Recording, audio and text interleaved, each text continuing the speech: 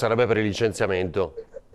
Per forza. Così il presidente Zaia sulla vicenda della dipendente dell'ULSS 2 sospesa dal direttore generale Francesco Benazzi, dopo essere stata sorpresa ad aver postato sui social esternazioni contro i vaccini e la pandemia. Dico in generale, sono dipendente, va in giro a dire che la salute la si cura con gli infusi di lavanda, che la medicina, la farmacologia è tutta una truffa, che i vaccini non servono, che non andate in ospedale perché vi ammazzano, e magari questo ha la busta paga dall'ospedale. Sinceramente io farei anche qualcosa di più che richiamarlo. Sulla questione dei medici che non si sono vaccinati senza alcuna giustificazione e che stanno ricevendo le lettere con il rischio di sospensione, Zaia spiega.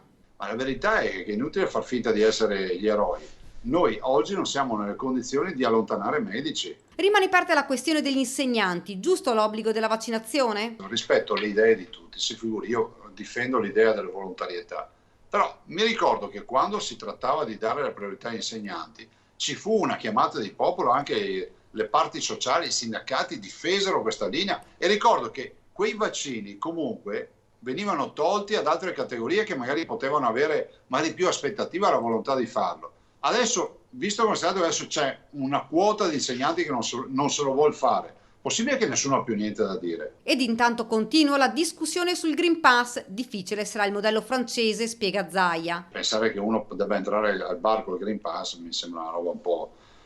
Però che per le grandi aggregazioni, penso ai concerti, le discoteche o altro, si possa agevolare l'ingresso con il Green Pass, penso che questa visione di un Green Pass allargato ci possa stare e stiano lavorando a questo. Poi l'ennesimo appello. Voglio ricordare a tutti quelli che arriveranno dalle vacanze, da paesi come la Croazia, Malta, la Grecia, la Spagna, il Portogallo, i Paesi Bassi, la Gran Bretagna, ma direi in generale,